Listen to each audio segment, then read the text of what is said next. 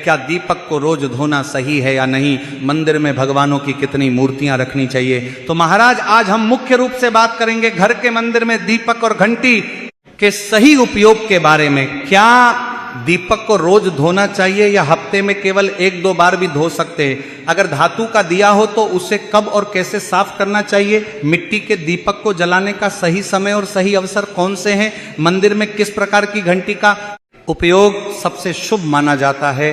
घंटी कब बजानी है, कितनी बार बजानी है, और क्या शाम की पूजा में घंटी बजाना शास्त्र सम्मत है? तो महाराज एक बात हमेशा याद रखिए कि अधूरी जानकारी कभी कभी फायदे की जगह नुकसानदायक भी साबित हो सकती है। इसीलिए इस वीडियो को अंत तक जरूर देखें। कुछ लोग होते हैं जो वीडियो को इधर उधर से काट कर देखते हैं, बीच से स्किप करते हैं और फिर शिकायत करते हैं कि जीवन में सफलता क्यों नहीं मिल रही है। तो इसीलिए जब आप ज्ञान आधा अधूरा ले रहे हो तो आपको फल पूरा कैसे मिलेगा?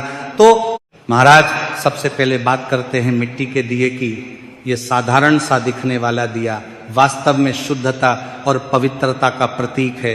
दिवाली हो, कोई धार्मिक पर्व हो या फिर कोई बड़ा अनुष्ठान, मिट्टी का दिया जलाने का अपना ही एक विशेष महत्व है। घर के मंदिर में या दरवाजे के पास जब इसे प्रज्वलित किया जाता है तो ऐसा प्रतीत होता है मानो लक्ष्मी माता स्वयं आपके आंगन में प्रवेश कर रही हो। लेकिन महाराज यहाँ ध्यान दीजिए, जब ये दिया मंदिर में रखा जाता है तो इसके नियम बदल जाते हैं। मिट्टी का दिया एक बार जलाने के बाद दोबारा मंदिर में उपयोग नहीं करना चाहिए। हर बार पूजा के लिए नया मिट्टी का दिया ही उपयोग करना शुभ माना गया है। ऐसा करने से वास्तु दोष घर से दूर रहता है और घर में बरकत बनी रहती है।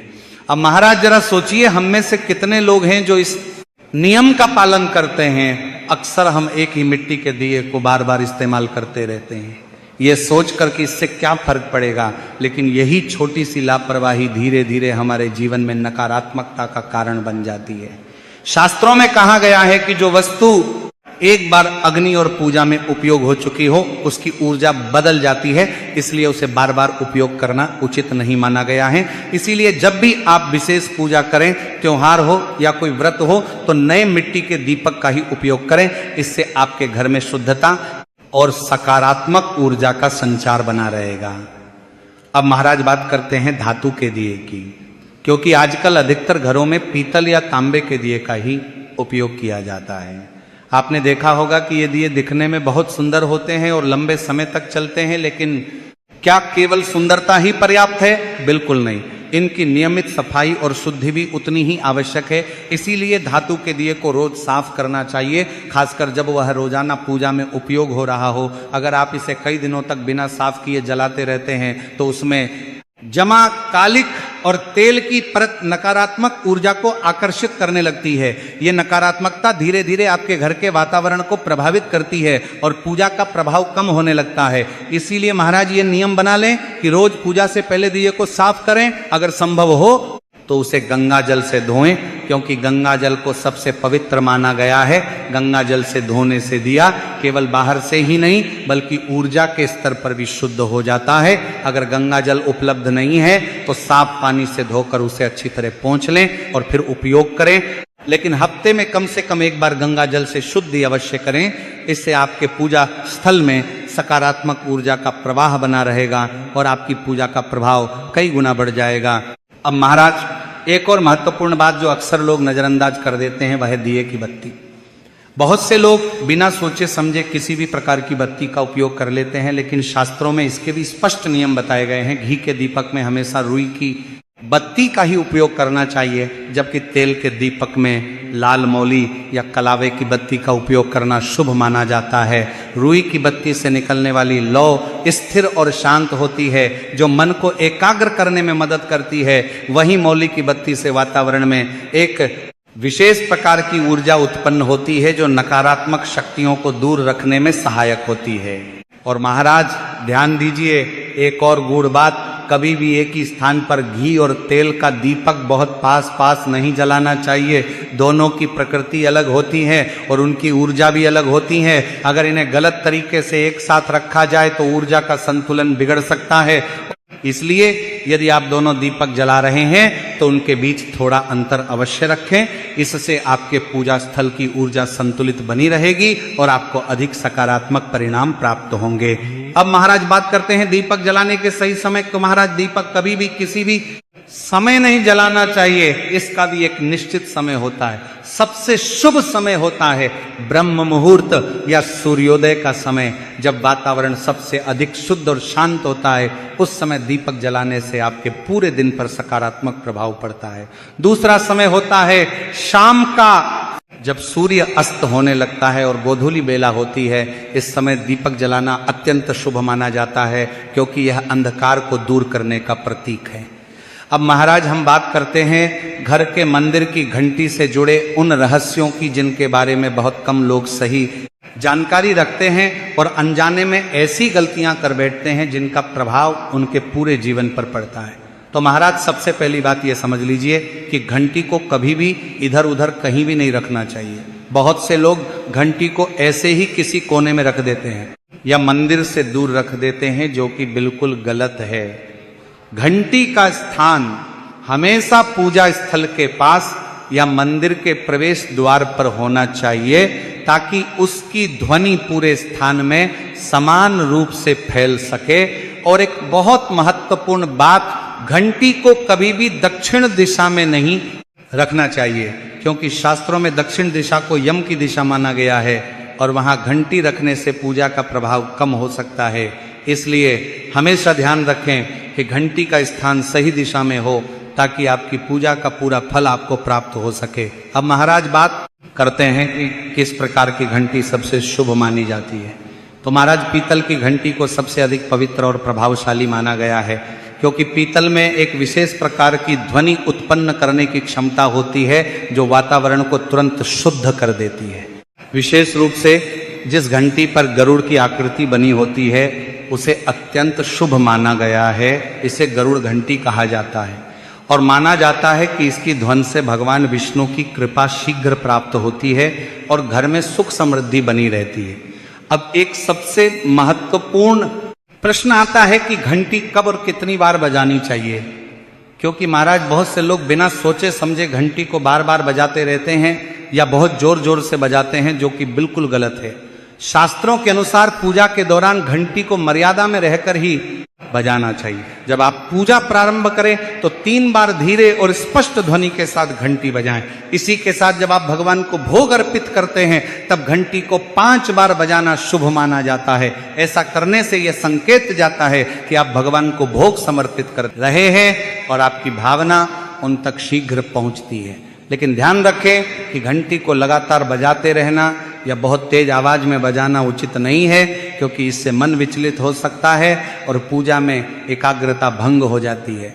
अब महाराज एक बहुत ही महत्वपूर्ण और अक्सर पूछे जाने वाला प्रश्न यह है कि क्या शाम की पूजा में घंटी बजाना सही है या नहीं, क्योंकि कुछ परंपराओं और मतों के अनुसार शाम के समय घंटी बजाना उचित नहीं माना जाता, क्योंकि यह समय देवताओं के विश्राम का समय माना गया है। इसलिए सुबह के समय घंटी बजाना अधिक शुभ और प्रभावशाली माना गया है। हालांकि कुछ लोग शाम को भी आरती के समय हल्के स्वर में घंटी बजाते हैं।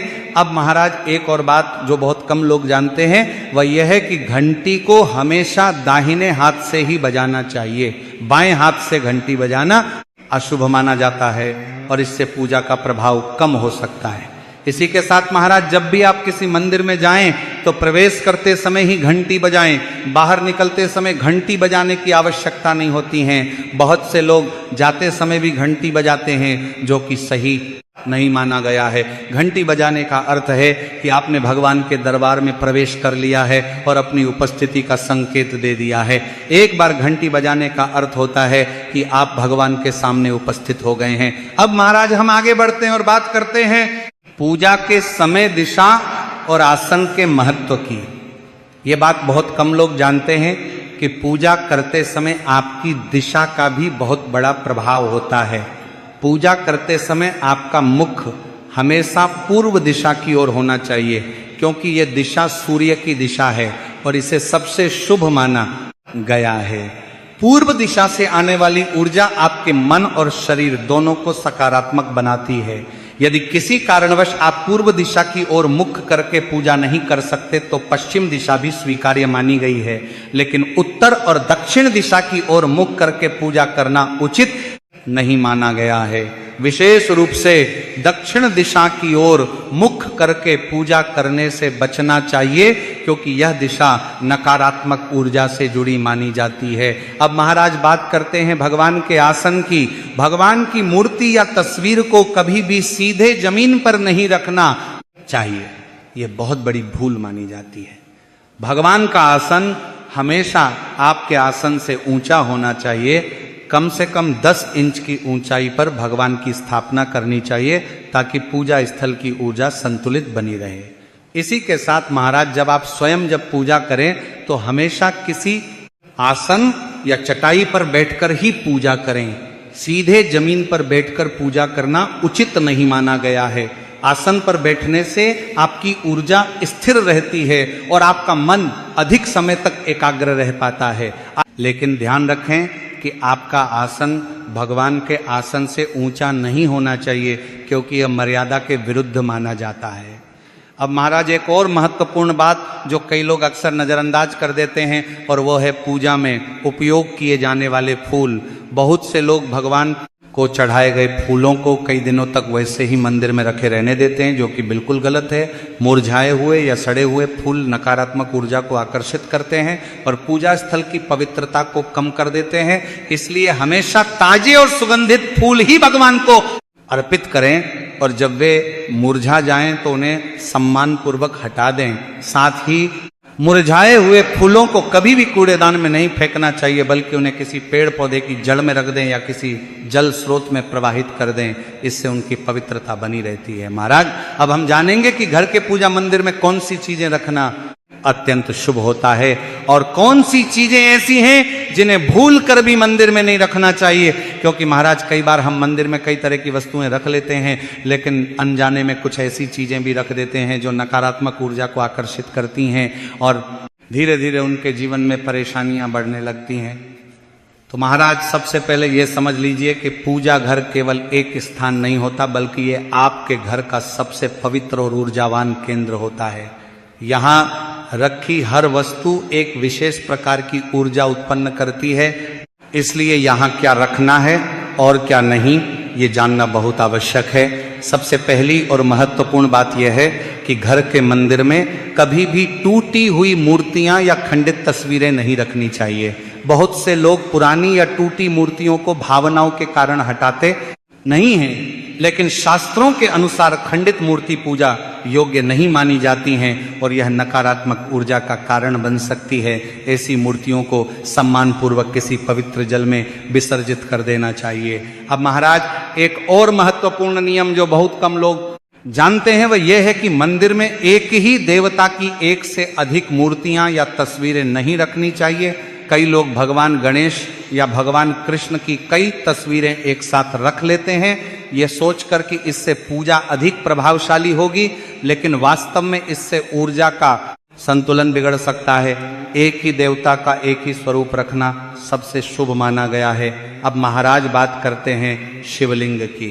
घर में शिवलिंग रखना अत्यंत पवित्र माना जाता है, लेकिन इसके भी कुछ विशेष नियम होते हैं। शिवलिंग को हमेशा उत्तर या पूर्व दिशा में स्थापित करना चाहिए और उसकी जलहरी का मुख उत्तर दिशा की ओर होना चाहिए। शिवलिंग को कभी भी गंदे या शोरगुल वाले स्थान पर नहीं रखना चाहिए, क्योंकि इससे उसकी पवित्रता प्रभावित होती है।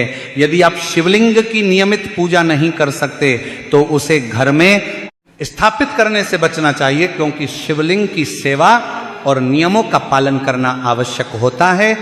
अब महाराज एक और महत्वपूर्ण वस्तु है शंख और गोमती चक्र। शंख को भगवान विष्णु का प्रतीक माना जाता है और इसे घर में रखना अत्यंत शुभ होता है। शंख में भरा हुआ जल वातावरण को शुद्ध करता है और सकारात्मक ऊर्जा का संचार करता है। लेकिन ध्यान रखें, शंख को हमेशा साफ रखें और उसमें भरा जल रोज बदलें। गंदा या रोका हुआ जल नकारात्मकता को बढ़ा सकता है। अब महाराज बात करते हैं मंदिर की सफाई की। बहुत से लोग केवल पूजा करने पर ध्यान देते हैं, लेकिन सफाई को नजरअंदाज कर देते हैं, जबकि यह सबसे महत्वपूर्ण बातों में से एक है। पूजा स्थान को हमेशा साफ सुथरा और व्यवस्थित रखना चाहिए। वहां धूल मिट्टी या बिखरी हुई वस्तुएं नहीं होनी चाहिए, क्योंकि इससे नकारात्मक ऊर्जा का प्रवाह बढ़ता है और मन भी एकाग्र नहीं रह पाता। अब महाराज एक और अत्यंत महत्वपूर्ण बात जो अक्सर लोग नजरअंदाज कर देते हैं, वह है पूजा घर का स्थान। पूजा घर हमेशा घर के शांत और पवित्र कोने में होना चाहिए। सबसे शुभ स्थान ईशान कोण यानी उत्तर पूर्व दिशा मानी जाती है, क्योंकि यह दिशा सकारात्मक ऊर्जा का केंद्र होती है। यदि संभव हो तो मंदिर को इसी दिशा में स्थापित करें। घर की सीढ़ियों के नीचे या बिल्कुल पास मंदिर बनाना अशुभ माना जाता है, क्योंकि वहां लगातार आवाज और हलचल बनी रहती है, जिससे पूजा की ऊर्जा प्रभावित होती है। इसी प्रकार रसोई या बाथरूम के बिल्कुल पास भी मंदिर नहीं होना चाहिए, क्योंकि वहां की ऊर्जा शुद्ध नहीं मानी जाती है। अब महाराज एक और महत्वपूर्ण नियम जो आपके जीवन को गहराई से प्रभावित करता है, वह है बेडरूम में मंदिर रखना। जहां तक संभव हो पूजा घर को बेडरूम से अलग ही रखें, लेकिन यदि स्थान की कमी के कारण आपको बेडरूम में ही मंदिर रखना पड़ता है तो रात के समय उसे पर्दे से ढक देना चाहिए। इससे मंदिर की पवित्रता बनी रहती है और आपकी नींद और मानसिक शांति पर